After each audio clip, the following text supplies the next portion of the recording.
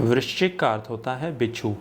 वृश्चिक आसन के अभ्यास में हमारे शरीर की आकृति डंक मारते हुए बिच्छू के समान ही बन जाती है।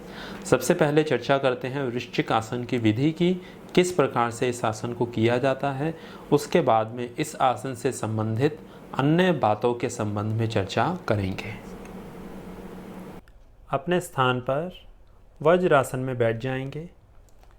वज्रासन में बैठने के बाद सबसे पहले शीर्षासन में आ जाएंगे।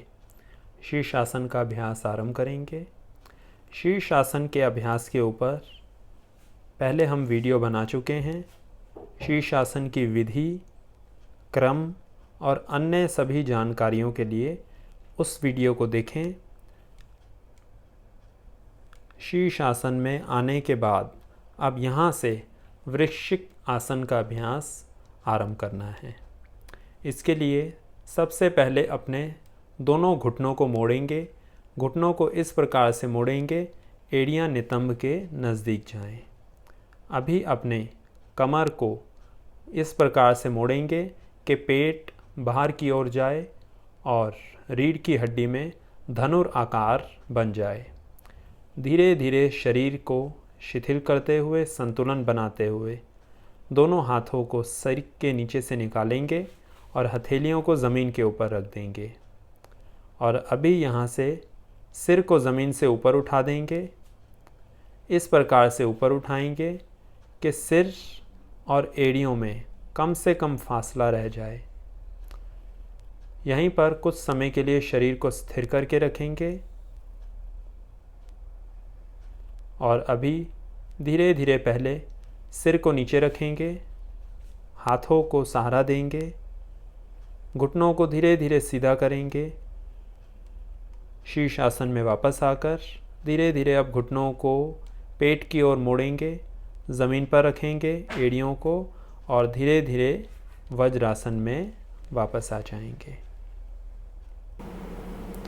वृश्चिक आसन का अभ्यास उच्च आसनों की श्रेणी के समूह में आता है, इसीलिए इस आसन को केवल वीडियो देखकर ना करें, क्योंकि सिर्फ वीडियो देखकर करने से यदि विधि आपकी ठीक नहीं है और ठीक प्रकार से आपने अभ्यास नहीं किया तो आपको हानि होने की पूरी संभावना होती है।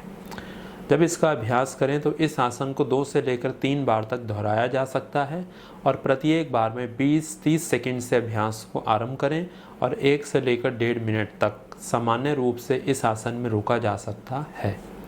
आसन के दौरान सारा ध्यान आपका होना चाहिए शरीर की आकृति के ऊपर और संतुलन के ऊपर। क्योंकि यह आसन कठिन और संवेदनशील आसन है, इसलिए इसका क्रम ठीक होना बहुत ज़रूरी है। जितनी देर आपने वृश्चिक आसन किया है उतनी ही देर कोई आगे झुकने वाला अभ्यास आपको करना है। जैसे पाद हस्तासन किया जा सकता है। उसके बाद लगभग 30 से लेकर 45 सेकंड तक ताड़ासन करें। उसके बाद शवासन करें। वृश्चिक आसन का अभ्यास सभी आसनों के अंत में करें जब आपका अभ्यास क्रम खत्म होने वाला हो। जब सारे अभ्यास कर चुकें उसके अंत में वृश्चिक आसन को करें। वृश्चिक आसन जितनी देर किया है उतनी ही देर आगे झुकने वाला कोई आसन करें और उसके बाद में 30 से लेकर लगभग 40 सेकंड तक ताड़ासन का अभ्यास करें, फिर शवासन में आएँ। यह इसका क्रम है। वृश्चिक आसन के अभ्यास से शरीर में प्राण का प्रवाह अच्छे से होता है, जिससे शरीर ऊर्जावान रहता है।